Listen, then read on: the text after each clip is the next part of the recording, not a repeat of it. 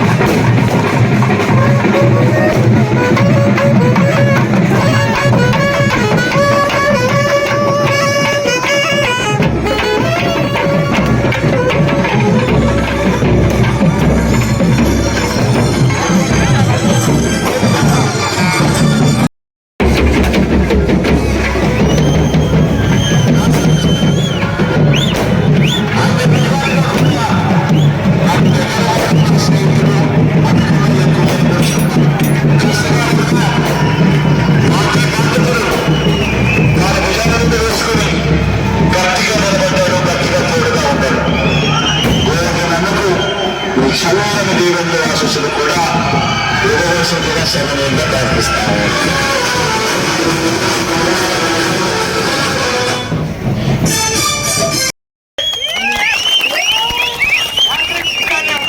మన కాకాని గోవర్ధన్ రెడ్డి గారికి మరియు మన ఎంపీ అధ్యక్షుడు గురుమూర్తి గారికి అందరికీ కూడా ధన్యవాదాలు తెలియజేస్తున్నాను.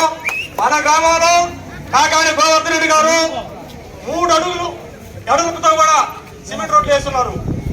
ప్రతి ఒక్కరికి కూడా ఇళ్ల పట్టాలు కానీ పోతే మన అసైన్మెంట్ భూముల్ని పట్టాలు ఇప్పించడంలో కానీ ప్రతి పని కూడా మనం పోతున్నానే మనకి గౌరవంగా చేసుకుంటున్నాడు. పోతే ఈ గ్రామం నుంచి ఏ వ్యక్తి పోయినా ఒక నాయకుడు రావాలని కానీ నేను ఎప్పుడు కూడా చెప్పలేదు. మన గోవర్ధన్ రెడ్డి గారు జిల్లా పరిషత్ చైర్మన్ గా ఉన్నప్పుడు ఈ గ్రామానికి చైర్మన్ కాకముందు మన ఊర్లో ఎన్ని పెన్షన్లు ఉన్నాయి? 20-30 ఉన్నాయి. చైర్మన్ అయిన తర్వాత 100ల సంఖ్యలో పెరిగినాయి. అంటే ప్రతి ఒక్క కుటుంబం కూడా గుర్తుపెట్టుకోవాలి.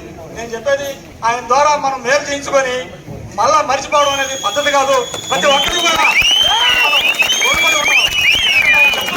నేను ఇంటి బిడ్డని మీ తోబుట్టుని మీకు పనిచేస్తున్నానని చెప్పేటప్పుడు మనం ఏ ఒక్క నాయకుని తీసుకుపోయి కూడా పని చేసి పెట్టున్నాడు ఆయన. కాబట్టి మనం గర్వంగా ఈ ఊరు మెజార్టీని మళ్ళీ ఆయన మన ఊర్లో చెప్పుకునే విధంగా మనం చేయాలని మనం పోయినా సరే మనం అది పట్టించుకోకుండా గర్వంగా కూడా మనం మంచి మెజార్టీ ఇవ్వాలని మిమ్మల్ని అందరినీ పేరు పేరున మనవి చేసుకుంటూ నాకు ఈ అవకాశం ఇచ్చినందుకు ధన్యవాదాలు తెలియజేసుకుంటున్నాను.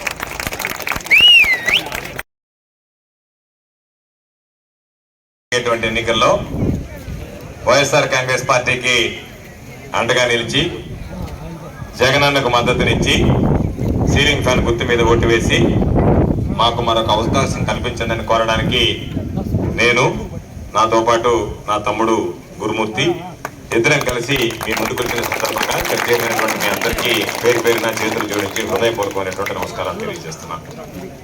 ఈరోజు రాష్ట్రంలో ఎన్నికలు జరుగుతున్నాయి. గడిచినటువంటి 2 ఎన్నికల్లో ఒక్కసారి తెలుగుదేశం పార్టీకి చంద్రబాబుకి అవకాశం ఇవ్వడం జరిగింది. రెండవసారి జగన్మోహన్ రెడ్డి గారికి అవకాశం ఇవ్వడం జరిగింది.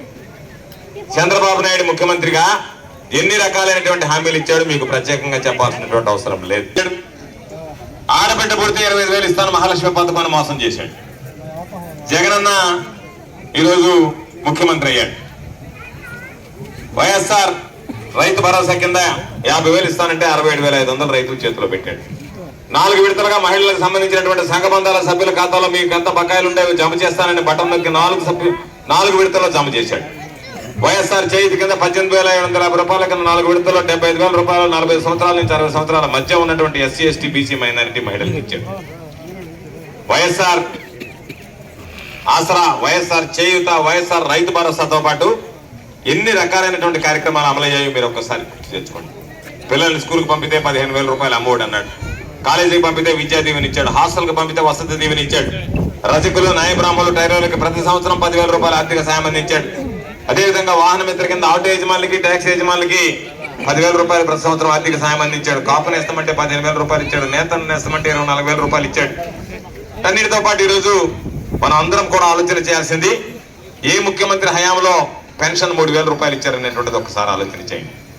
3,000 రూపాయలు పెన్షన్ ఇవ్వడమే కాకుండా ఈ భారతదేశ చరిత్రలో ఎక్కడా లేనిటువంటి విధంగా ప్రతి నెల 1వ తేదీ కల్లా టెన్షన్ గా తలుపు తట్టి వాలంటీర్ని ఇంటి ముందు నిలబెట్టి మీకు పేదవాడి ఇంటికి పెన్షన్ నడిపించినటువంటి తొలి ముఖ్యమంత్రి జగన్మోహన్ రెడ్డి గారు అని చెప్పుకుంటున్నారు.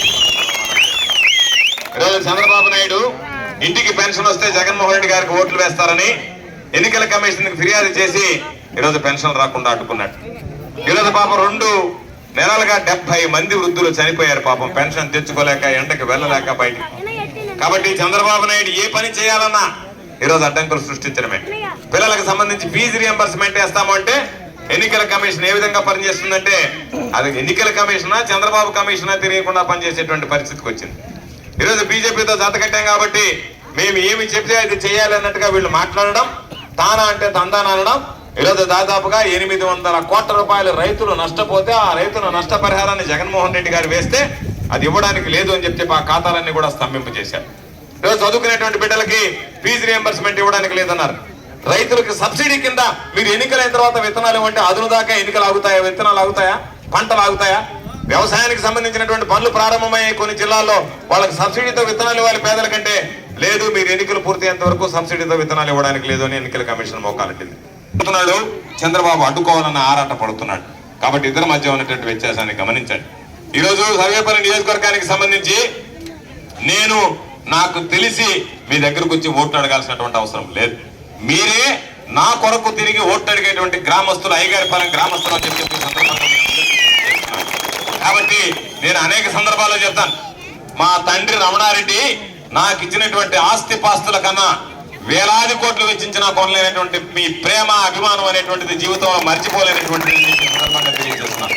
మొట్టమొదటగా నేను ఆయనతో పాటు ఈ గ్రామానికి వచ్చినప్పుడు ఆయన చెప్పినటువంటి విషయం నాకు ఇప్పటికీ గుర్తుంది. ఇది 2వ గ్రామంగా నేను భావించడం లేదు. అయ్యగారిపాలెంని నా ఇంటికి పడమట ఇంటిగానే అయ్యగారిపాలెంని గ్రామిస్తాను తప్ప వేరే గ్రామం, వేరే గ్రామస్తులు, వేరే కుటుంబం అని కూడా ఆలోచన చేయడం లేదని చెప్పినటువంటి మాట ఇప్పటికీ నాకు గుర్తుంది. కాబట్టి అటువంటి పరిస్థితుల్లో ఎవరు ఎన్ని చెప్పినా, ఎవరు ఎన్ని రకాల ప్రలోభ పెట్టినా, ఎవరున్నా లేకపోయినా నా వెంట, మా కుటుంబం వెంట నడిచినటువంటి గ్రామం మీ గ్రామం. కాబట్టి ఏ అవకాశం ఉన్నా సరే మీ రుణం తీర్చుకోవడానికి నా చివరి రక్తపు బొట్టు వరకు సాయశక్తులా కృషి చేయడం జరుగుతుంది. మీ అందరికీ మనవి చేస్తున్నాను. కాబట్టి మీరు అందరూ గమనిస్తే ఈరోజు గ్రామాల్లో ఒకసారి ఆలోచన చేయండి. నేను వచ్చాను, సర్వేపల్లి నియోజకవర్గం ఎక్కడ మట్టి రోడ్డు కనిపించలేదు, అయ్యగారిపాలెం గ్రామంలో కూడా మట్టి రోడ్డు కనిపించలేదు.